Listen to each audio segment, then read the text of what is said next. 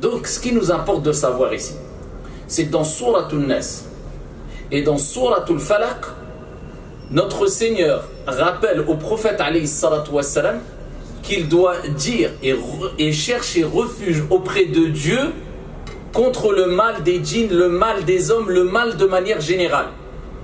Il dit ça à qui? Au prophète Mohammed alayhi salatu wassalam, pour nous rappeler à toutes et tous que lorsque nous sommes touchés par un mal quelconque, ou si nous craignons d'être touchés par un mal quelconque, on se doit de chercher refuge, non pas auprès de gris-gris, auprès de marabouts,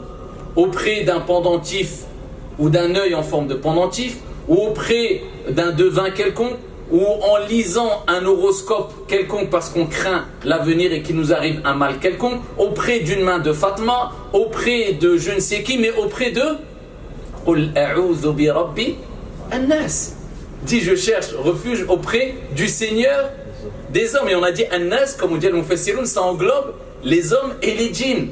Donc comment nous aujourd'hui maintenant, en prétendant avoir une croyance saine, après chacun est libre de faire ce qu'il veut, mais nous dans notre croyance musulmane, nous avons la ferme conviction qu'on n'a pas le droit de chercher refuge auprès d'autres que de Dieu, sauf dans ce que d'autres personnes peuvent nous apporter comme soutien, bien sûr. Si je suis en train de pousser ma voiture parce qu'elle est en panne, je ne vais pas dire ah non, a'udhu billah, personne ne doit m'aider parce que je dois chercher le refuge qu'auprès de Dieu. Non, mais dans ce que Dieu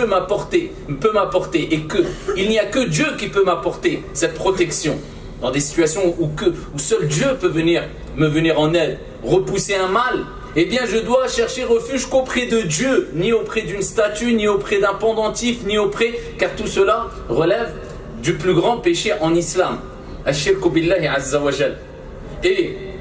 Allah subhanahu wa ta'ala nous rappelle dans plusieurs versets coraniques que wa in yamsaska Allahu bidur fala kashifa lahu illa hu. Si Dieu fait qu'il t'arrive un mal quelconque, nul ne peut l'enlever, l'ôter si ce n'est lui subhanahu wa ta'ala. Et c'est pour cela que le prophète sallallahu alayhi wa sallam nous rappelle que, eh bien, celui qui, car c'est monnaie courante aujourd'hui, celui qui court vers un soi-disant devin qui connaît l'avenir parce qu'il craint un mal, ou qui court vers un voyant, soi-disant voyant quelconque, parce qu'il craint un mal dans son futur, dans l'avenir, ou bien qui consulte un horoscope pour savoir qu'est-ce qui va lui arriver demain, eh bien celui-là c'est certes égaré d'un égarement évident.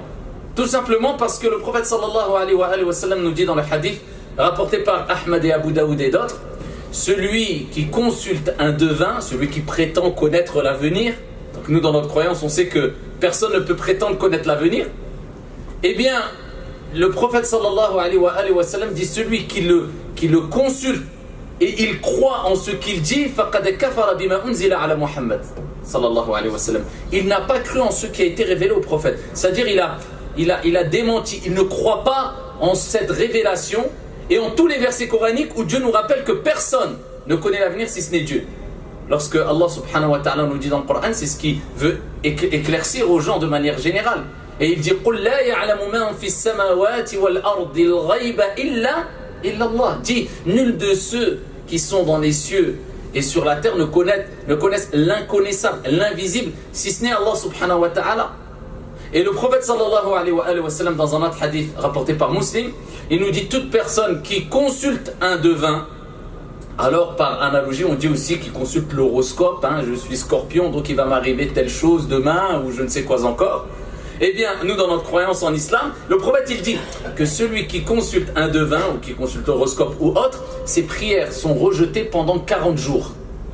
Ça nous rappelle, ayyuhal akhyar, qu'on doit placer sa confiance qu'en Allah. Et si Dieu dit au prophète, cherche refuge auprès de Dieu contre le mal qui peut te toucher, eh bien c'est pour nous rappeler que nous, a fortiori, quand on craint un mal quelconque, on doit chercher refuge exclusivement auprès d'Allah, ni auprès d'un marabout, ni auprès d'un gris-gris quelconque, mais auprès d'Allah subhanahu wa ta'ala, Malikin Nas, Seigneur des hommes, Ilahin Nas, Dieu des hommes subhanahu wa ta'ala.